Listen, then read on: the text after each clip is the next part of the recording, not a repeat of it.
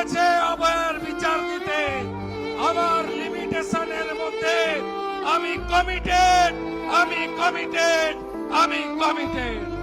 যারা আমার মেয়েকে এই পৃথিবী থেকে সরিয়ে দিয়েছে, দুর্ভাগ্য তাদের, আমাদের কোনো দুর্ভাগ্য নয়। আমাকে সবাই বলে রত্নগর্ভা, আমি সত্যিই রত্ন পেয়েছিলাম যেটা আমি হারিয়ে ফেলেছি। অভয়া ভুলিনি বলে চিৎকার করলেন শুভেন্দু অধিকারী, বললেন এর বিচার করেই ছাড়ব। আরজিকর কাণ্ডের 2 বছর পার, সেই উপলক্ষে এদিন রাজ্য জুড়ে অভয়ার স্মরণ সভা আয়োজন করা হয়েছে বিভিন্ন জায়গায়।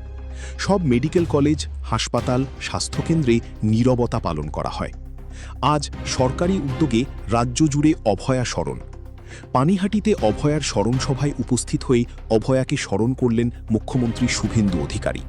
স্মরণ সভায় বক্তব্য রাখার শুরুতেই তিনি বলেন, ডাক্তার বোনের মায়ের মাথায় লাঠি পড়েছিল, অভয়ার মাকে হাসপাতালেও ভর্তি নিতে চাইনি।